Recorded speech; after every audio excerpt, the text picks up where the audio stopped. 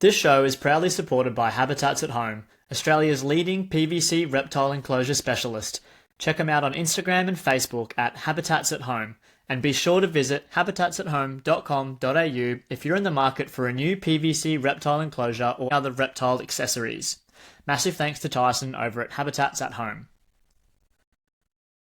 We'd like to thank our podcast sponsor, Bay, reimagining reptile keeping through innovation. They combine quality, design, and function to create high-end 3D printed reptile products. And if you've got a unique setup or problem, they'll craft a custom solution made just for you. Check them out on Instagram at Bay. This show is proudly supported by Dan from Red Earth Reptiles. If you want to drool over some of the best looking green tree pythons in the country, check out Dan on Instagram at red_earth_reptiles. G'day and welcome to ChatGTP. Hello, Dan. Hello, Joe. How are you? I am doing good. I've got a new nose, mate. I feel like a new man after getting my nose sorted out recently. It's very exciting. I can breathe again. We might have to flip around your initials and call you MJ. Oh yeah, Michael Jackson. I was talking Michael about. Jackson. Yeah. I hope it doesn't look like that. Although No, it actually is straighter than it was before. The septum deviation was making it pretty crooked, so now the septum's no longer deviated. I've got a straight nose. But anyway, we're not here to talk about my face. We're here to talk about green pythons. Anything exciting in your world with greens? No, nothing particularly. I think I'm, getting close to pairing in a month or so. So yeah, looking forward to that. Pretty heavy on the food at the moment? No, I'm still fasting. You're still fasting. Okay. Yeah. I'm heavy on the food at the moment. Right. Not going silly, but pretty heavy on it. And I've got a few neonates that are really cracking, getting close to that 20 meal mark. So be looking forward to seeing a few of those go out to some happy punters. Hopefully, that's very exciting. Good. Today's guest, Darren Boswell. What do you know about Darren? Well, I guess he's someone who's been around for a long time. We've heard him mentioned on a few other podcasts when he had his son here, Dan. He's talking about how influential he was. It's helping him get into the reptiles. So yeah, I'm looking forward to hearing, I guess, some of the stories that we've heard from Dan. I guess from the horse's mouth. So yeah, absolutely. Interested to hear how things were back in the day. So we might just rip straight into it and bring him on. G'day, Darren. How's it going, mate? Welcome to ChatGTP. G'day, guys. Good, thanks. Thanks for having me on.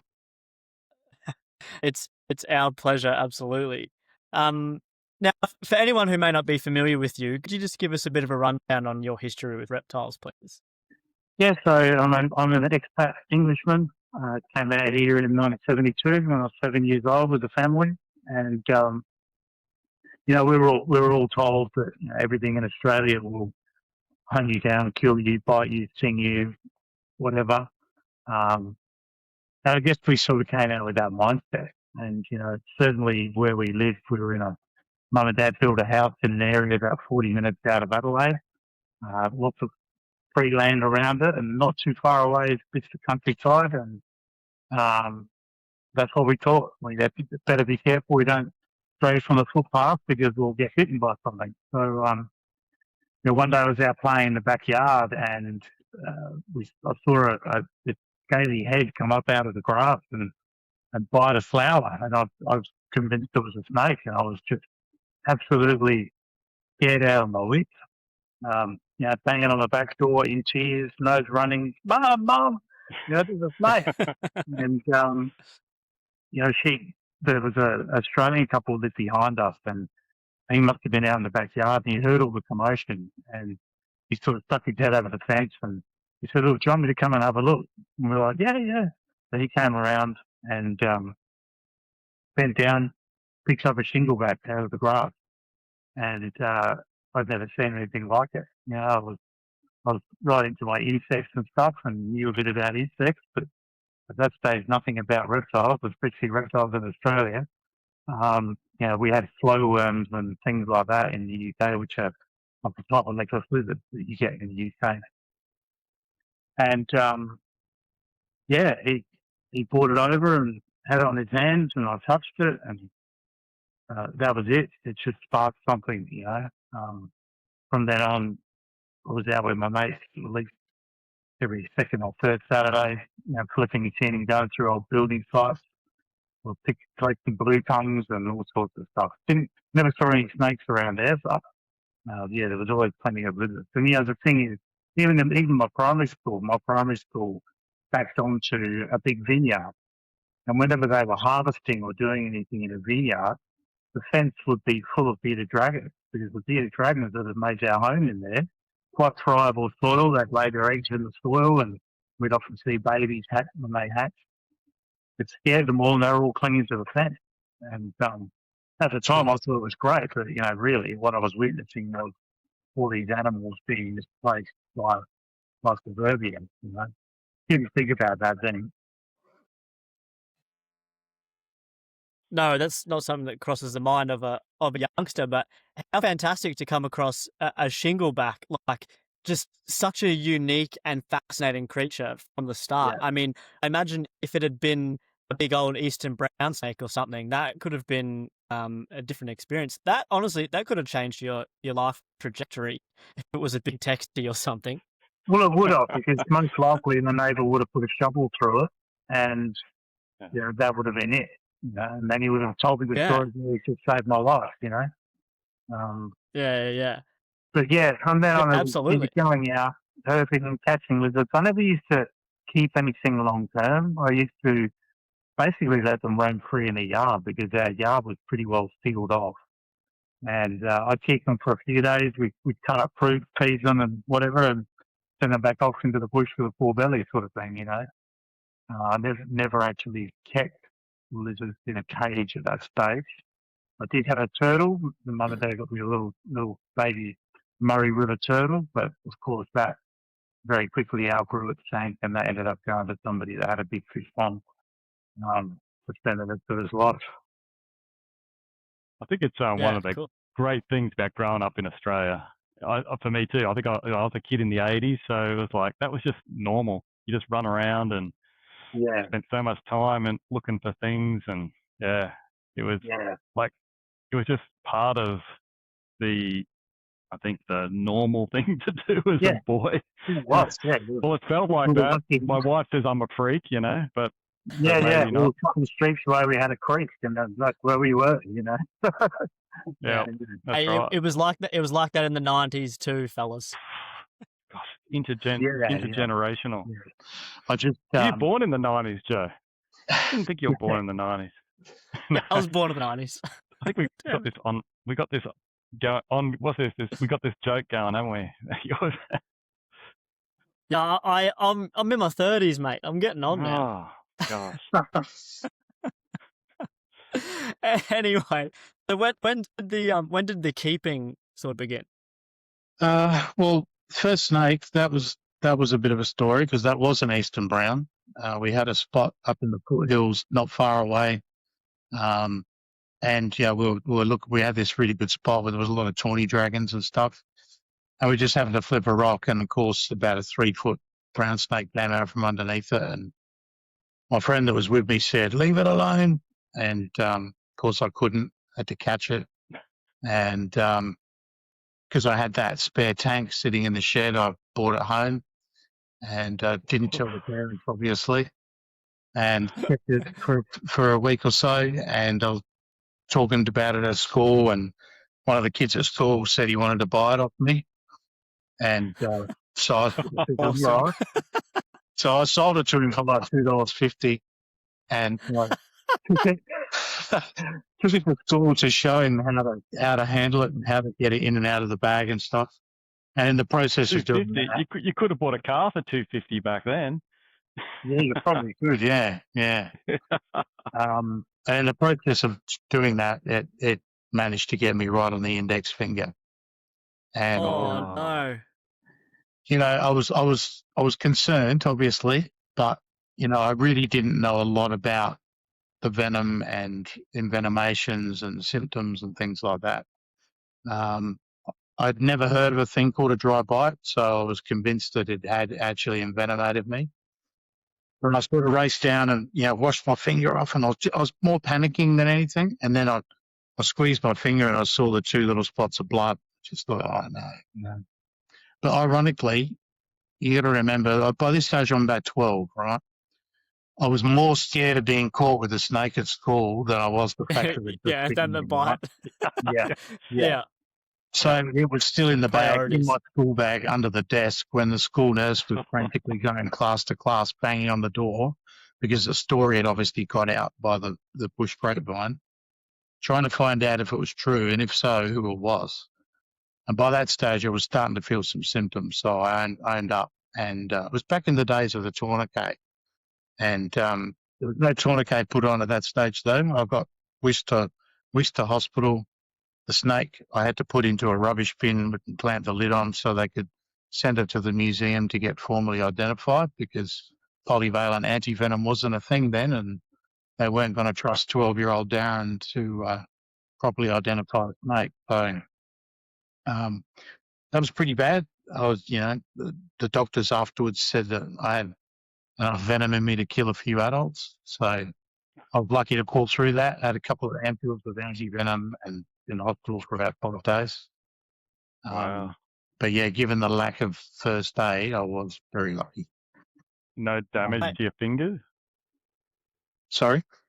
No damage to your finger at all? No damage to my finger. I have been left with a diminished sense of smell, though. Interesting. Very interesting. Yeah. That's more typically associated with black snakes, from my understanding. But I guess that's right. If you get knocked around by an eastern brown, it's going to do the same thing. And I kind of feel a bit guilty. I was having so much fun listening to that story, and then it just took that turn, and I was like, oh no, that's terrible. Just like a good storyteller, he sucked you in and then got it. Hook, line, and sinker, mate. I was having snake I only got my hands on. Not a good record, but anyway. No. And did you end up keeping any venomous after that? Oh, much later. Yeah, much later I had venomous. So I had a couple of species of death adders. I had desert death adders and northern death adders. Cool. And some central mulgars. I had copperheads, tiger snakes. Had a couple of collar snakes that I got from Brian Barnett. Most of my venomous snake, the tigers came from Peter Merchant at Venom Supplies, because that's not that far up the road from me. And Greg Fife was breeding a fair few different snakes when he had his reptile display at the Camel Farm in Alice Springs before he moved to the desert park. And so I got some pretty cool things from him as well. Yeah, absolutely. The desert death adders are one that's not around so much anymore. No. There's probably a small handful of them, but they're pretty sought after and pretty tricky to breed, from what I can gather. Yeah, I never bred anything. I was concerned about, number one, what I would do with the babies. It was still a very niche thing in those days. But I used to do part time with my son. I used to do school talks and things like that. So I used to take some of the venomous snakes. So I used to go and get peach blood from a local research facility. Milk my tiger snake and put the blood in, just venom into the blood, and show them how it can heal the blood and all that sort of stuff. Awesome. Yeah, but once the young kids came along, I really didn't have a justification for having venomous snakes in the house. So that's when they totally. Yeah. Well, I mean, I think that death adder. It'd be nice to have a couple of species of death adders. So yeah.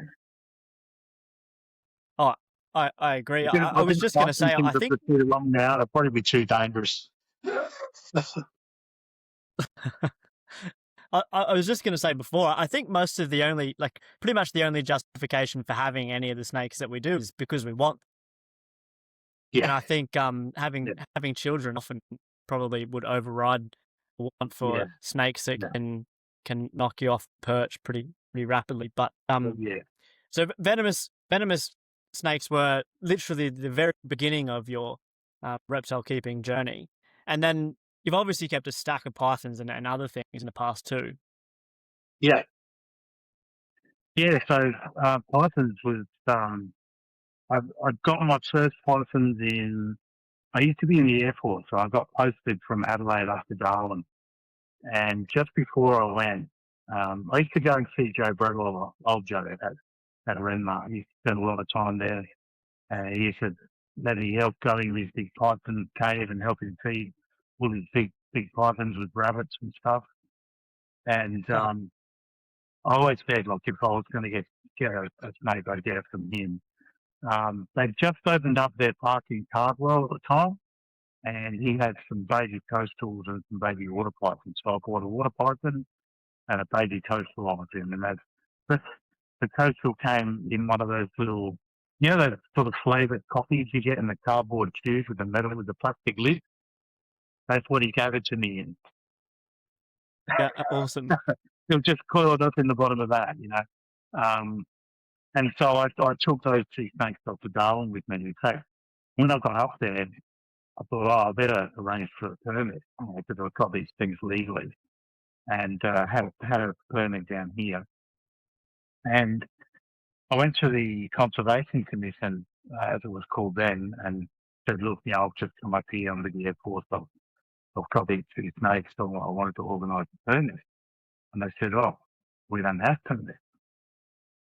I said, well, what do you mean? They said, well, we don't have a permit system here. There is no permit. So what they ended up doing was, I said, well, look, I've got these snakes. I bought them up with me. I bought them legally. They ended up typing out literally like a letter for me and signed it to say that I had these two snakes and I could keep them, and that was it. And at that stage, there was no permit system up there at all. But What time frame? What era was that? that was 1989. Yeah, okay. Interesting. Yeah, 88, sorry. 1988. Yeah. Yeah, right. Okay. And were you up in the NT for long? Yeah, 4 years. Yep. Yeah. So, then, that was like heaven, going out at night and being able to see pythons in the wild, and crazy. Yeah, I think in the NT you can go out and get like 5 or 6 or 7 species of pythons in a night or a weekend. It's just crazy. Yeah, it's madness. because then that was pre-cane codes, obviously. When I went up there, post-cane codes were pretty different.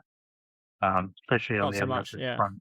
We used to get some pretty stonking big mulgars up there. A lot of those disappeared when the case came. Yeah, it's a shame. Big shame. So it is a green tree python podcast after all. Yeah. When did they come into the picture?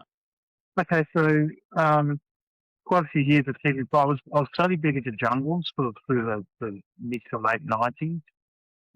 Had quite a few different lines of jungles, and some of Simon's Stone stuff. I had some of Rex Silk stuff. Probably even had a couple of Peter Kraus animals as well, and did pretty well with those. I had some wormers, had blackheads. But then I decided that, well, it was when I went back to Joe Brittle's one day, and I think it may have been when they'd bred their clutch at their place in Queensland. And he had, there would have been by that stage at least yearlings, and he had some really cool tanks that were sort of built into his wall in his lounge room. And he had these held ferns and stuff in there, and I was just like, wow, what's that? And he got it out and showed me, and wow. They always stuck in my mind. And I thought I was at Graham Dow's when he got some out of that clutch as well. And I saw his when they were babies, more or less the day they arrived. And they were in a little box with a believe it or not, I think they have things that had a broomstick across it, and they were all draped over a broomstick. And Awesome. that was it.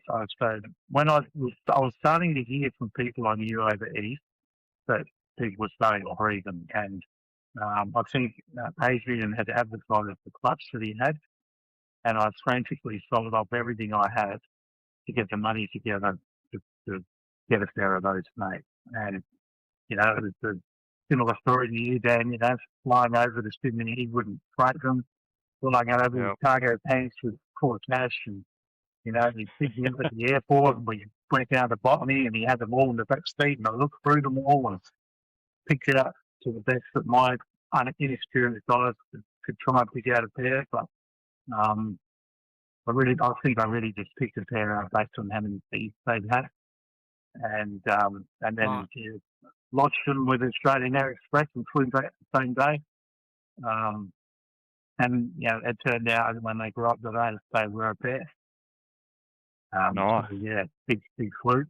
There was a bit of a hiccup in that the male got stolen in where nobody was home.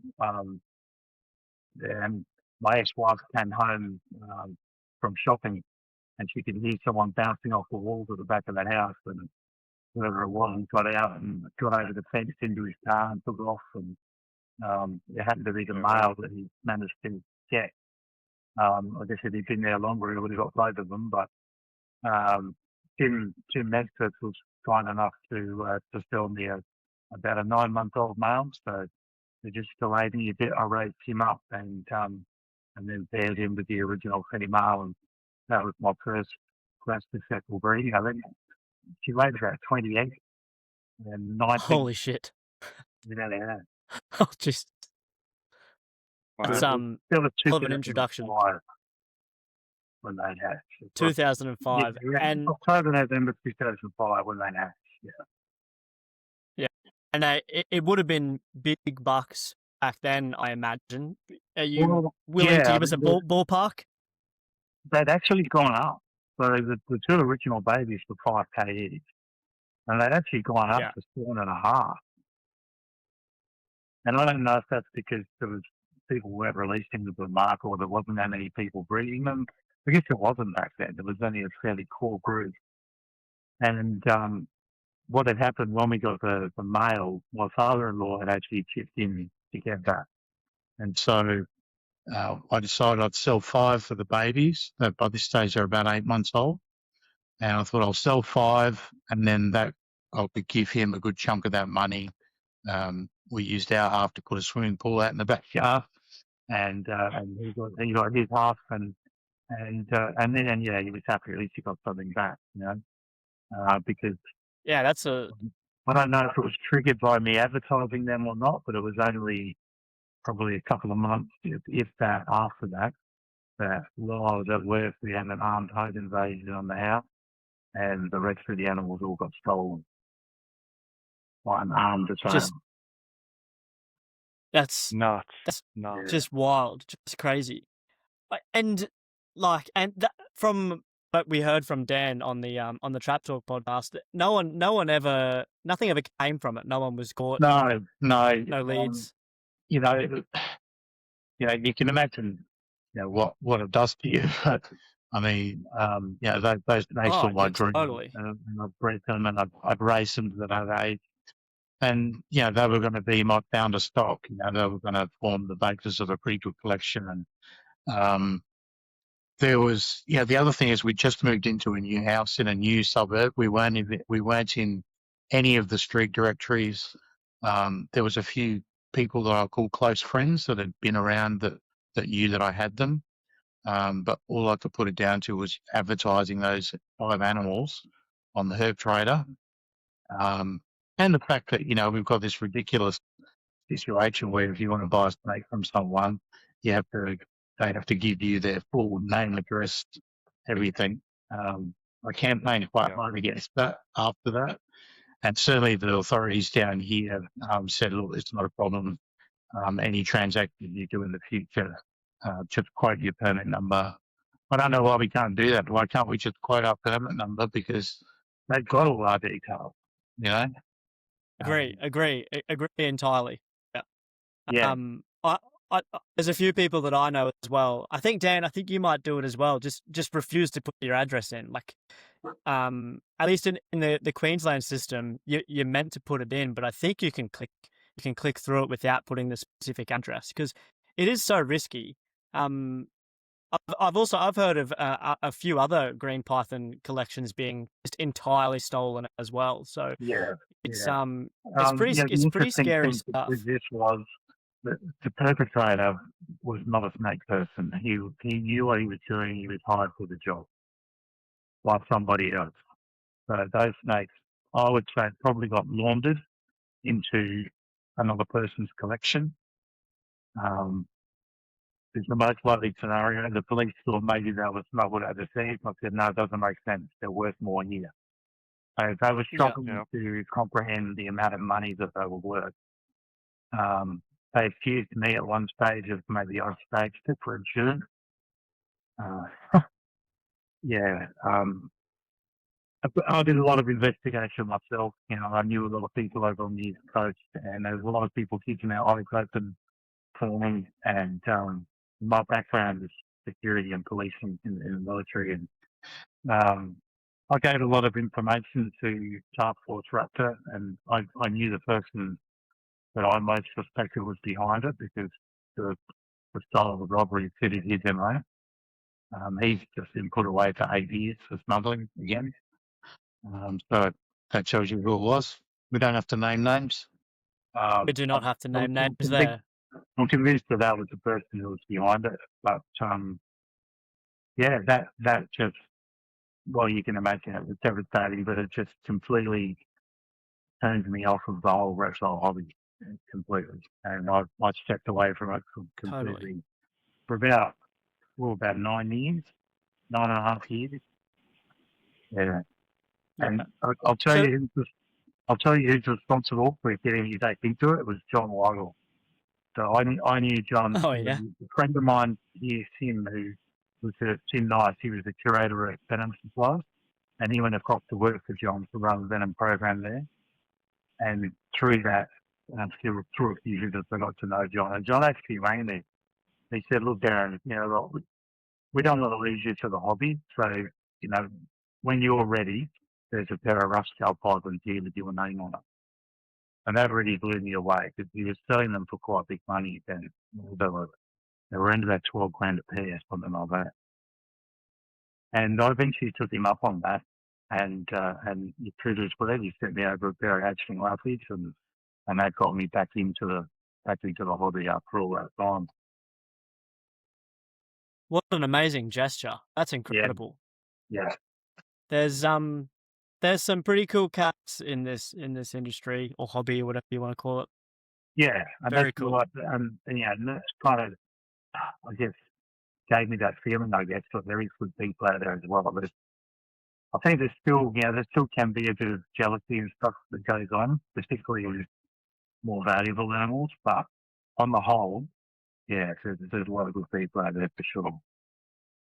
Totally, and you've really experienced both ends of the spectrums there. That's like the worst of the worst, and then pretty much the best of the best. It doesn't get much better than that.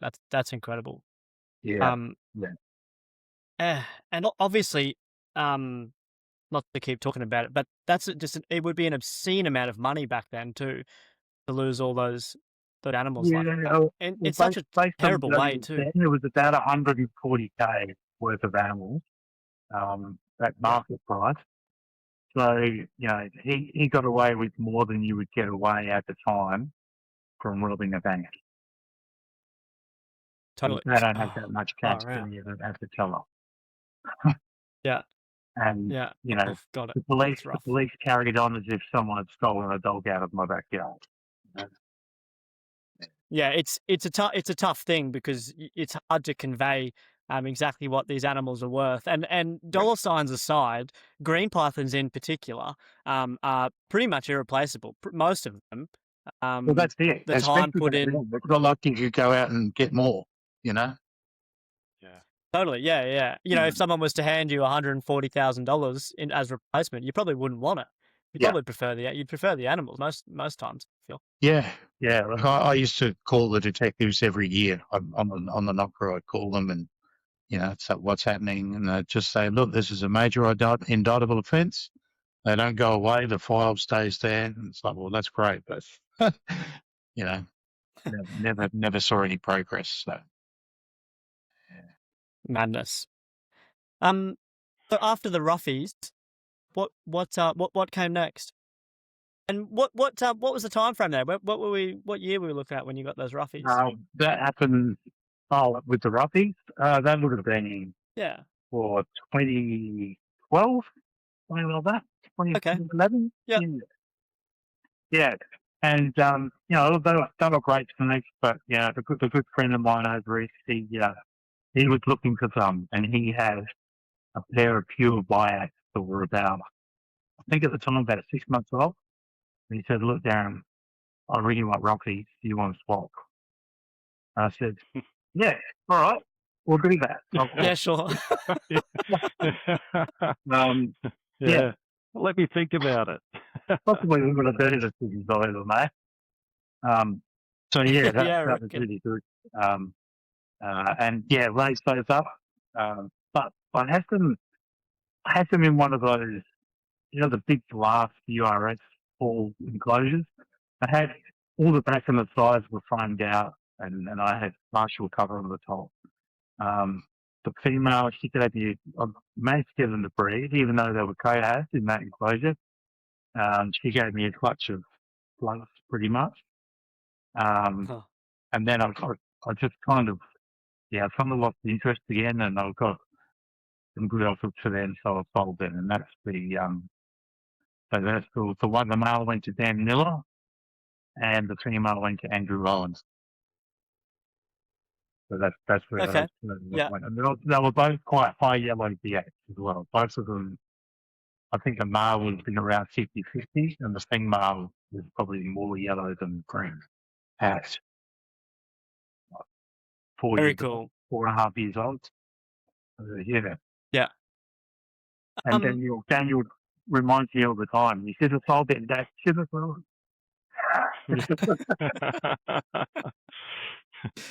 Yeah, I bet. I'm interested to hear about the sort of techniques you use to, well, I guess across the whole breeding process, particularly the first time around. Were you aware of any sort of cycling techniques, or were you just throwing shit at the wall and hoping something sticks? Yeah, so like a lot of people, I followed the complete chondro to the point. Yeah. There must have been 500 emails between myself and Greg, numerous phone calls that back then cost a lot of money. Oh, yeah. And I think, in hindsight, I probably, because she was only a bit over 2.5 when she laid those 20 eggs. So, I think I got sucked into that whole, let's get heaps of food in, let's get them up to breeding size, the whole thing, all the wrong way, as we now know. I mean, these two girls behind me, they're 4.5, and this will be their first season that I'll give them a go. Lights have gone out now, so you probably can't. Yeah, fair enough. Oh, we can see him. That's a glowing green snake back there. So, so what happened? Were you pairing and removing? Was it what incited like the beginning of the pairing? Yeah. And just waited for that ovulation, and once that had come, stopped pairing, and she went the full term. Yeah, and then the incubation was just the complete chondro methodology. Yeah, pretty much. I had one of those big, because I was planning for the future, so one of those big double-doored coat fridges was my incubator, and had the tub set up inside another tub with water in it, and the eggs sitting in a little container on top of all of that, and in fact, I had a major power outage. They were about 2 or 3 weeks away from hatching, and because we're in a new area, the power was continually getting cut off because they were doing new connections and stuff like that. So I raced down and hired a generator from Kennard's Hire and brought that home, connected that up. That was running for a while, then it fried my thermostat, and then so the incubator got down to about 22 degrees, and I didn't get it back up to a stable temperature for about 2 days. And I thought, oh no, they're done. But they just hatched 3 or 4 days later, and they were all 3 or 4 days later. I never had any trouble getting them feeding. I set them up in the obligatory rice containers with the plastic straw. That was great. There's some photos on my Instagram of all that. the mating and the ovulating and the babies in the incubator. I might dig them up just so we can show them off. Why not?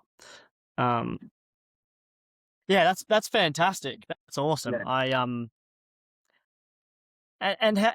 Did you say 19 babies hatched out? 19, yeah. Wow. That's all yellow. You couldn't have had a power outage probably at a better time in the True. Yeah. in the cycle. Better than the first 5 days of incubation. Sure. Yeah. oh, totally. You're probably thinking to yourself, "Oh, these aren't too hard." I don't know what everyone's talking about. This is easy. Yeah. Here's that picture of the Can you guys see that?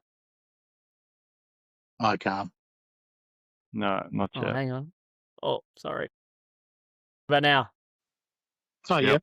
yes. fantastic, fantastic. Chinese food container. Oh, Wow, that's a cool Cracking. looking Neo. cracking little Nano. Yeah, let's go back to that. That's fantastic. Yeah, once they get about 6-7 months, a lot of them develop a lot of that speckling as well. And I think that came from the influence from the 10 minutes of female. Yeah. Continue their strong like that. They've graduated there to the old colour plastic hangers.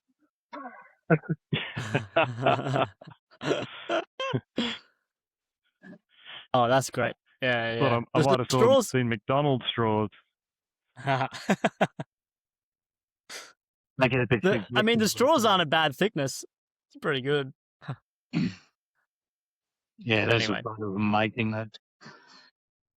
Yeah. And how'd the feeding trials go for all those babies? Really good. I had no problems at all. Didn't have to use chick down, didn't have to do anything. Just persisted. There was a couple initially were runners, but I just left them, I'd leave them alone for a few days and come back. Yeah. Like you hear a lot of people, I didn't do it at night time. I'd sort of do it late afternoon. I think it was only, it was so easy. It was maybe a matter of 2 weeks when they were all side feeding. Probably, to be fair, Darren, how many other species of snake had you raised, though? Well, a lot. Exactly. Yeah. I've definitely, had a bit of experience by that stage, not with chondros, but yeah, but you kind of it's translatable, right? So you're kind of in a groove of getting babies to feed. If you can get ants to feed, I can't even get ants to feed. They're bloody painful things. Pain in the ass. I hate them. That's why I don't keep them. Yeah. That is good context. It's not like you just went out and dropped all this money on green pythons and had all this luck. You knew what you were doing. Well, it's funny you mention ants because that's what sort of got me back in. After I'd sold those 2 green pythons, I knew I wanted to keep some more snakes. A few years had passed, and I had a few shares of the company that I've been working for, and they weren't really doing much. So I pulled $5,000 out and bought a couple of marbles, and I bought some T positive stuff and a pair of Evans T positive stimmies, and then started raising them up and breeding them. And that it was those animals that helped me get the play money to get back into the stuff I wanted to get into. But I just the morph race left me a bit flat. I wasn't interested in chasing the morphs, but they served a purpose. And there's some nice animals out there now. Every now and then I'll see them advertised, and they'll say they're from one of my line, which is good. Had some really nice cool. white stripes and white patches and that. But not really like that. Yeah. So what's the collection looking like now? Now it's trimmed down a lot. I had 2 bedrooms full, and I had huge 2.1 meter tall cages with iron pellies in it in the back family room. But now I've just down to 1 room. I've got a nice group of 6 Aussie greens, and I've got a pair of adult white lips that I got in 2020, February 2020. Got them as little hashlings fresh out of the air. And they're a pair, are they? Yeah, they're a pair. Yeah, I've got the female down here actually. Everyone talks about how they're bitey and all that, but these are actually quite good. I was just thinking, don't pull it out now, you'll get bitten. Probably, yeah. Yeah, but yeah, she's a lovely animal, and yeah, so I did give them a go last year, but talking to Robert Cloud, who I got them from, he seems to think I didn't get them cool enough. So we'll change Okay. that this year, and yeah, hopefully she's a sort of good 6 foot now, so hopefully we'll Yes. have Beautiful snake. some luck. Absolutely. And how cool are you looking to get them? Sorry? How cool? Like, what temperature well, are you on the- hoping to get them down to? This year I'm planning on, shortly the roll. He says this gets it down to about 16, 17 degrees overnight. Yep. And then, back Okay. to the more sort of 29.5 during the day. So, that's what we're going to do. We'll just leave the window cracked open a little bit, and it'll easily get that cold down here. And I'm doing the same Yeah. thing for the green pythons as well. Yeah, nice. Dan, does your room ever get that cold? Well, sometimes in Townsville we get 10 sometimes. Yeah, I'm eager to see. My new place is staying very cool, so I'm interested to see Okay. how cool it'll get. 'Cause I'm pretty much running ambient temps. It went north. It went north of us. Oh, okay. I thought you were thankfully, just on the fringes of it though. Maybe, but I might be a bit jaded now. I'm a full blown North Queenslander. Unless it's a category 4 or 5 coming straight for us. Yeah. I kind of don't change my days too much. Yeah, I went through a couple of cat foods during my time in Darwin, and only had to go to shelter once. But yeah, it wasn't too bad. But nothing Yeah, like that. nice. Yeah. But the cyclones are a funny thing because sometimes a category 2 will just decimate a town. Yeah. So I probably shouldn't be so complacent, but maybe. And those. Sorry, Dan, were you going to say something? Oh no, I thought that cyclone was going to dogleg south shore because they always do. I Yeah. was like, oh, here we go. Yeah. But no, it didn't. So happy days. It has absolutely destroyed Exmouth though. Yeah, okay. Like, Yeah. not being overly hyperbolic there, it has made a big mess of Exmouth, unfortunately. It's probably one of the most destructive cyclones that Australia's seen. Like, it hit 3 states as a category 4, which is just ridiculous. It hit Lockhart River, it hit Iron Range. So Yeah. it'd be interesting to see if there's any sorts of totally. Interesting to see what it looks like. Yeah. So it's not the first cyclone that's hit. They had a cyclone a few years ago that wiped out a fair bit of the rainforest. But yeah, I mean, the rainforest has been there for as long as cyclones have been hitting it. So it manages to persist. As bad as it is, it's not as destructive as us. Yes, unfortunately. Yeah, so the Aussies that you've got there, what's the origins of those? Yeah, so I've got a few different bloodlines. So I've got two females, and one of the males is from Steve Crawford. And the male down the bottom here is from Matt Somerville. He's from that maternally incubated clutch that he did about 4 or 5 years ago. Yeah. And I've got 2 from Daniel that are from his 2024 clutch. I just put some photos up of them on Instagram today, actually, because they're looking really good. They're just in the 27-litre tubs at the moment, but I've got a couple of cages there for them ready to go.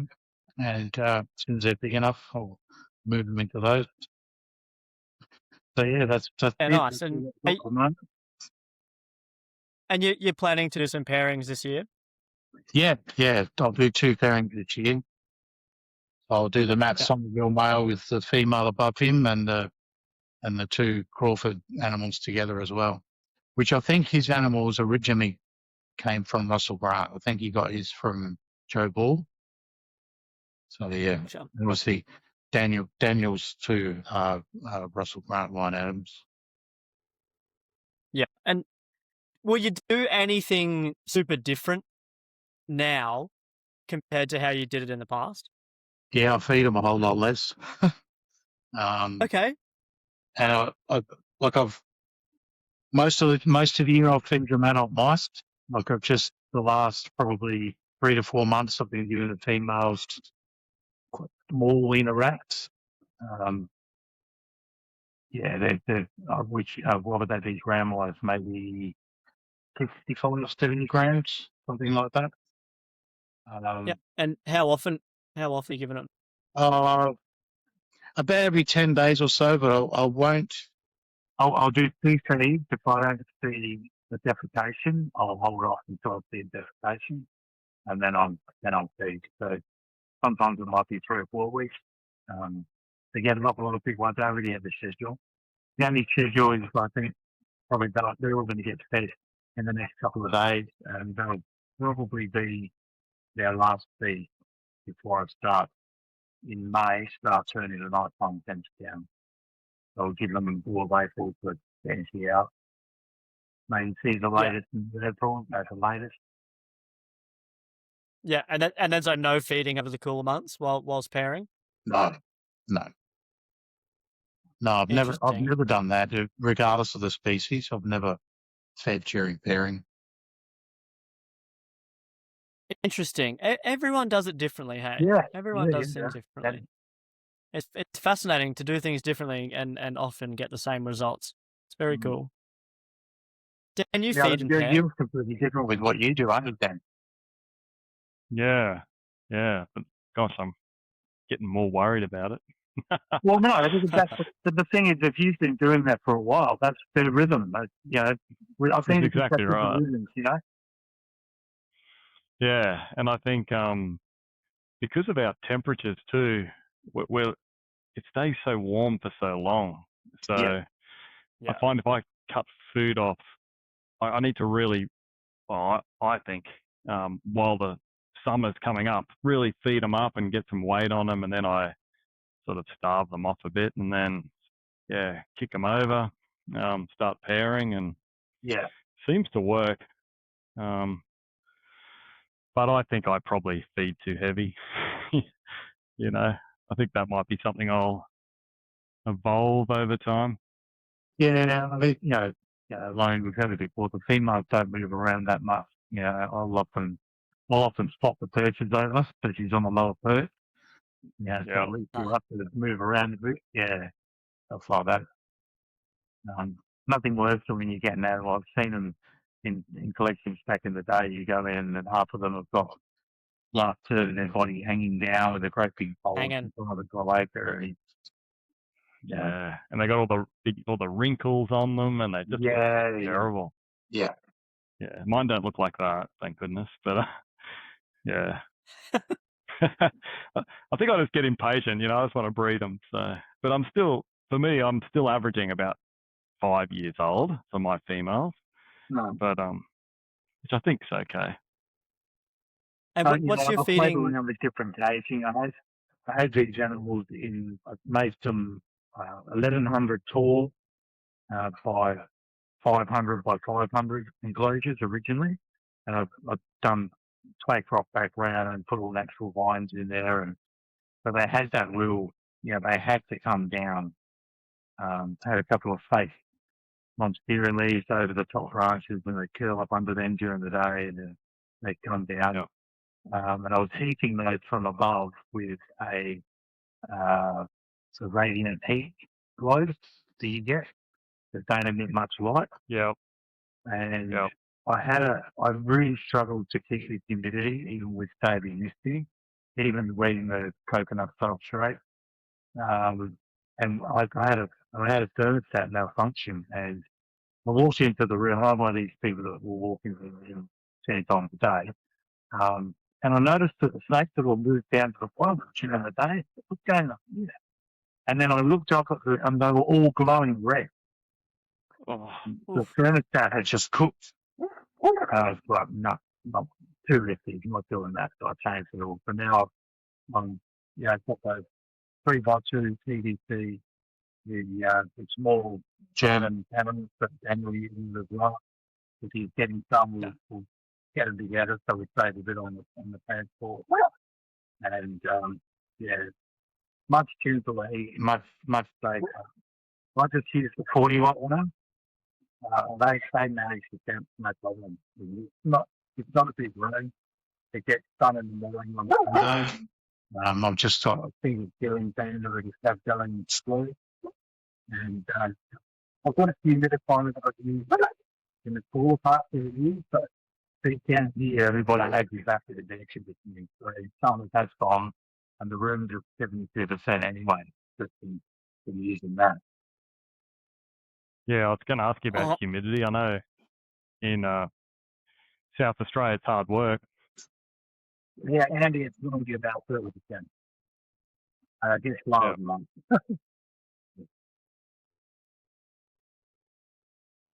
Interesting. I was wondering, did you obviously prior to the what am I saying? The thermostat failure, you noticing much like difference in behavior in the taller tanks?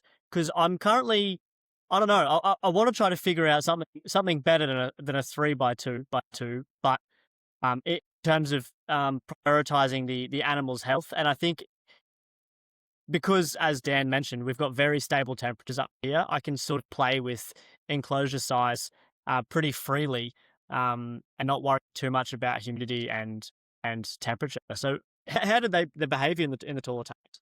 I had perches at about 5 different levels, and they still went to the highest one to perch.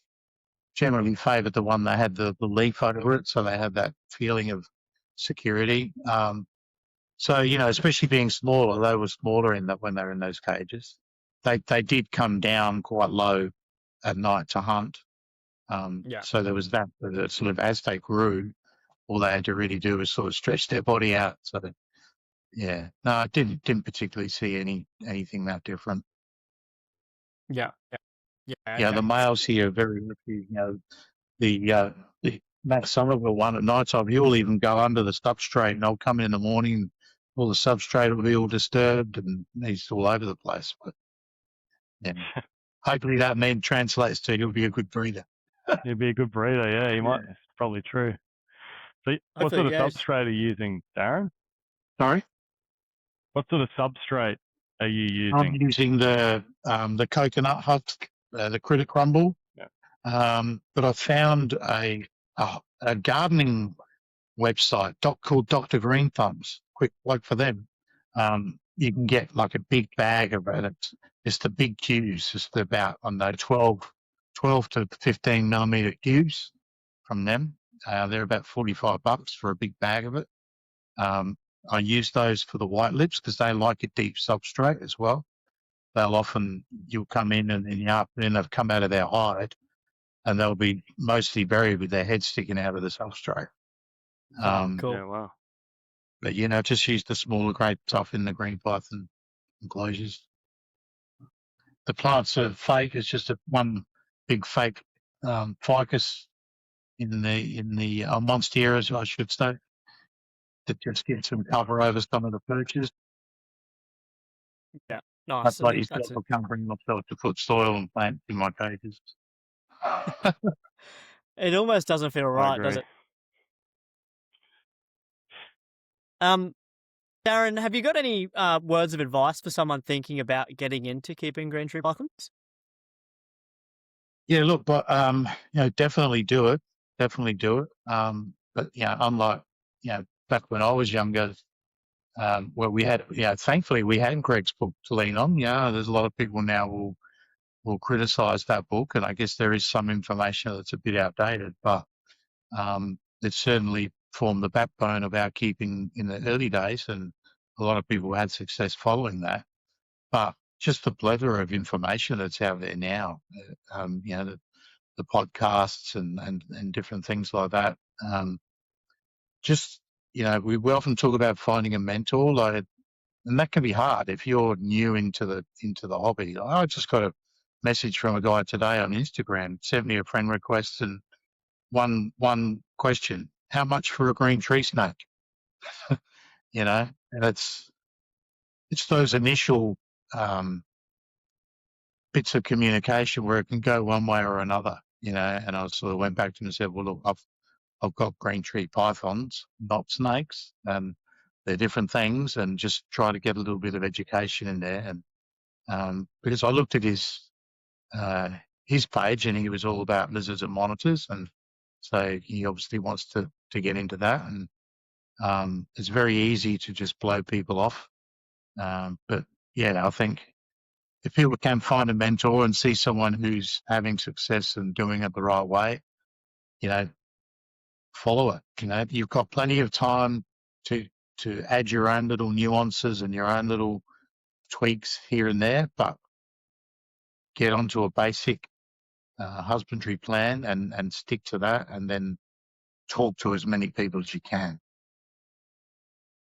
Yeah, I think that's pretty fantastic advice. And those you make a good point that those first impressions are very important, and I think it's very easy to get a message from someone and just go, oh, nah, I think this guy's a bit of a shithead, I'm not even going to reply. If you take the time to reply to people, some people probably could take that pretty well. You might be able to spread some good information, even if you do think the person's a bit of a some people shithead. are good in a social situation, and whilst it's not face to face, it's still a social situation, right? You're still sending a message to somebody you don't know you from no one, and some people aren't good at that. Yeah. Yeah, I agree. What do you think, Dan? Nodding away there. Yeah, I agree. Being on the spectrum a little bit myself. Yeah, we're all there, mate. We're all there. Don't worry. We're all there. Well, we're all on something. But yeah, that's right. It's just yeah, I think that's great advice, Darren. I think it's find someone that you can help you and listen to what they've got to say, particularly when you're trying to find that first snake. Just listening to their advice and also doing a little bit of research yourself, so you're not completely naive. Certainly, and as you say, there's so much information out there right now. And where does adding to it, I guess, in some we ways. are But adding to it. That could be a tricky yeah, thing hopefully. too. The other year when Daniel and I went over for the VHS Expo on the Sunday, we went out to Andrew Arm's place, and that was fantastic, seeing his setup. And he was really gracious out of there, credits in the afternoon, and we spent most of the day there looking at his stuff. So that was really good. Yeah. A day there might not be enough, I think. No. Yeah, Dan, talking about adding information to it, it can be tricky to discern, I think, good information from bad information. I think maybe trying to find someone that your views align with the most might be a pretty helpful thing to consider, not just, grabbing onto any old Joe Blow and going with what they say. Maybe just someone that you actually agree with is probably pretty important. Yeah, and I think you got to be aware that the algorithm's going to feed you stuff as well. Oh, totally. And so you've got to be really aware of that, and just be inquisitive, I think, and find some things yourself, and just have a mindset of questioning the information. Does it make sense? The great thing about keeping these animals, a lot of it just is common sense.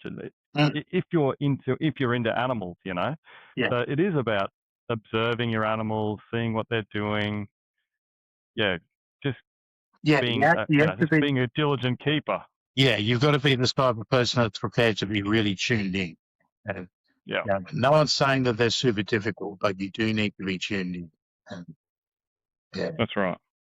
Observing and spending time with your animals is more important than. I'm not going to say more important than one thing or the other, but it's an integral part of keeping. It's actually paying attention to the animal and what they're doing. That's when you notice stuff, right? That's what I'm really enjoying about having a smaller collection now. Is you just you're seeing stuff all the time, and you're right on it. Yeah, absolutely. I think what the nice thing is with keeping green pythons is that they're a visual animal, so they're not. Your collection tends to be kept like we're keeping behind us. Yeah. And so you are observing them, you are seeing what they do, and you're like, oh, that's why is he or she sitting over there now, or something like that. It is cool like that. They're not just in tubs, and although there's nothing wrong with tubs, I keep animals in tubs as well. Mhm. But as adults, they're just a wonderful display animal. So that helps you, I think, key into what they're saying to you. Yeah. Sure. Yeah. I'd agree too, and I think the green pythons might be an easier one to sort of infer information from, because they sit in one spot for the most part, and if they're in a different spot, that should be a trigger for you to go, hang on, why has it moved to a different spot? It's not like, I've got a taipan and it just floats, it's just cruising around all day. It's super busy. Yeah. And so that's more difficult to read than a snake that's normally perched in one spot and then moves to a different spot, if that makes any sense. Bit of a ramble. Yeah. But, Yeah. what do you think about the future of green tree pythons and green python keeping here in Australia?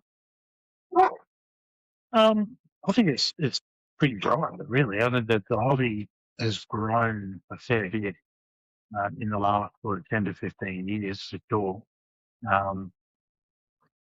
There definitely seems to be a lot more people keeping now. And yeah, you've got your camps, you've got your designer guys, and you've got people that like the pure stuff. But I think on the whole, it seems to be pretty healthy. I've set myself up that I should be able to produce maybe 2 clutches a year. I doubt I'll produce more than that. I don't have any desire to really have any designer stuff. Maybe I'm just stingy. I don't know. I can feel that stuff at Daniel's place anytime I go there, and he's got his feet in both camps, obviously, as well. Yeah, totally. Yeah. I'm Well, hoping to adopt the parents of these here when he gets more stuff starts outgrowing and needs the forest space. He's already hinted I might send him down to use that. It's like, yes, I'll have cases ready. Nice. You planted that seed, didn't you? Yeah, nearly did. Well, you've just answered my next question, which was, is there anything you're looking to add to your collection? But I guess if not designers, maybe some locality No, animals? not really. I mean, if I have success with the wild lips, I'll probably keep at least one pair out of those. But no, not really. No real desires to add anything. I think that's a real cool spot to be in. Just being content with what you've got and not too carried away. That's pretty awesome. Yeah, we're certainly in a a day and age that's surrounded by consumerism and want. So to be content's pretty epic, I think. Yeah. Because if you would ask me if there's anything I want to add to my collection, this podcast would go for 3 hours probably. Yeah. Well, but I think that I was going to say it's a good point. Yesterday because they have me on their podcast. Because they do a lot of snake catching in my local area back in the it was early mid-90s, and he wanted me to come on and talk about some stories from then. So yeah, I spent the afternoon up there with them, and he was singing the praises of your jukebox. Oh, awesome! Yeah, that's good. I must let it hit him up and see how they're going. That's cool. Yeah, cool little snakes. I was happy to produce them.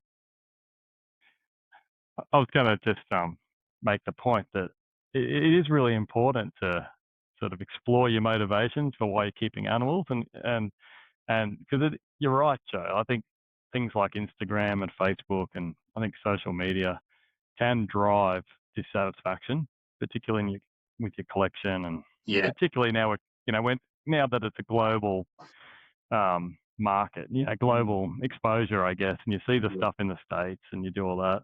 And I've just recently sort of checked myself in this space as well and just thought, okay, hang on a minute.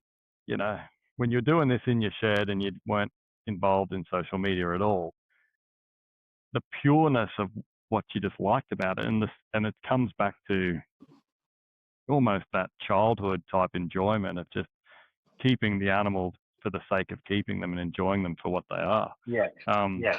It is really important. That's another big difference, I guess, with today compared to back in when I first had them. We had the APS forum. I was on that. But other than that, you were emailing people photos backwards and forth, Yeah. and getting to know people. You might pose a question or pose a thought, and then you'd get home from work the next day and you'd log on to see who'd responded and what the response was, sort of thing. You didn't you didn't have everything on show. Yeah. Those were the days, eh? It wasn't reptile forums for me. It was aquarium forums. But I thoroughly enjoyed those sorts of things too. And I'm sure it was similar with snakes, but with the aquariums, people would write, like, called it tank journals, and so it would be like, here's my plan, here's what I'm going to do, and that update as they buy equipment. And you could go and read this 50-page thread of how this guy started from zero with a plan to having like a 5-year-old mature reef tank or something, and it was fantastic. And to your point, Dan, now I jump on Instagram and I see 50 reef tanks that are far and beyond anything we ever saw back then. So that totally leads to a bit of a want thing. And I actually had a bit of a moment this afternoon, Dan. I was taking pictures of my baby green pythons that I was sending to you as well. And I was like, oh, these things are awesome, man. I was like, I just kind of get a bit carried away. I was like, these things are amazing. Why don't I look at these more often? We'll take them out in the sun more. They're awesome. I love when you can take them outside when they're perched and you just have them in the shade and you feel this colour that you don't see when they're inside. Yeah, crazy. Totally. Yeah, it's fantastic. Yeah, it's just the best. Yeah, I think that's just really important. It's just to be in the moment, enjoy them for what they are. And because I was looking at your snakes, I'm like, oh shit, these are really nice. Have you noticed this and that? And it was kind of cool to look at them like that. And I was like, oh wow, I was thinking, oh shit, I wouldn't mind one of those. we can make something work, Dan. Yeah. Figure something out, mate. And I think that's what's so cool about them is every pair you do, you're not sure what you're going to get on how they're going to turn out exactly. And and what I love about them too is there is complexity with them. And I think it was one of your recent podcasts, and it might have been with Andrew Owen. And he was exactly right when he was saying that back in the day, we didn't want reds because we were so paranoid that they would just get confiscated. Even when I bought my original pair, I was quite good friends with Bob Whiffing. He didn't live too far from my father-in-law's place. And whenever we were up there, I'd always go and visit Bob. And I was so proud when I got them. I took photos of them and I sent them to Bob and said, what do you think of my 2 Aussie green pythons? And he's like, well, they're nice snakes, but they're not Aussies. I'm like, what? What are you talking about? And then I'm going back to Adrian, and Adrian's going, Darren, don't make me regret selling you these snakes, And we were paranoid about all of that, And Andrew was right when he was talking about that history with I was sort of sitting in the distance watching that, snakes getting confiscated and then completely different snakes being given back and all that sort of stuff. He was spot on with all that. That all happened. It was crazy. It's different times now. Very different times now. It's crazy. Well, very good, fellas. I don't really have any other points I wanted to cover. If anyone else has got anything pressing, anything else you wanted to mention, Dan or Darren? No. Just got my fingers crossed for this season, and I'm sure I'll get matings and stuff. I'll be putting photos up like a child. Well, actually, are you planning to artificially incubate this year? I haven't decided. I do have an incubator here ready to go. I haven't decided. I thought maybe if I get 2 clutches, I might do one MI and one in the incubator. Oh, that's a fun experiment. Interesting. I think maternal incubation is something I'll have to do at some stage. I don't think I'll let that elude me. Dan's like, no way.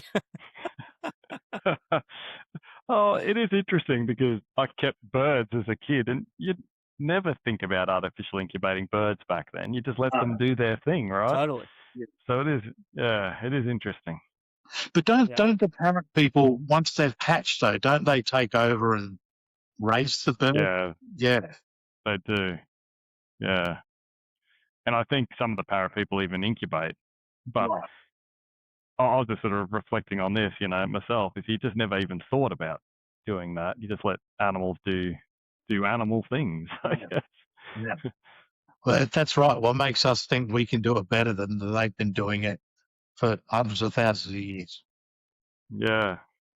There's Yeah, it's there's interesting. something going on upstairs in all of us that think we can do it better Yeah. for the most part, or as humans as a whole. Maybe not. I'm not attacking anyone individually. Just the species. You're just attacking the species. Attacking the as human a race. whole. Yeah, definitely. Yeah, that's it. Yeah. All right. Well, Darren, thanks so much for your time, mate. This has been fantastic. worries. I've thoroughly enjoyed it. Yeah. If anyone's looking for you on social media, I know you're on Instagram. What's your Instagram handle there? Yeah. I tend to get a lot of friend requests on Facebook, and I have to reply and say, look, I don't really put snake stuff on Facebook. It's all on Instagram, Serpentia_pythons.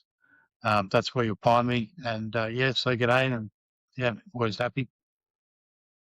Awesome. Thanks, mate. And Dan, you're on there at Red Earth Reptiles. Yep. That's it. And I'll be sure to put all those links in the show notes. Thanks so much, Darren. Thanks, Dan. And as always, thanks everyone for listening. Feel free to reach out on Instagram at joemac.uthl. And if you've enjoyed the content, please consider liking, subscribing, and following along. Thanks for listening to ChatGTP.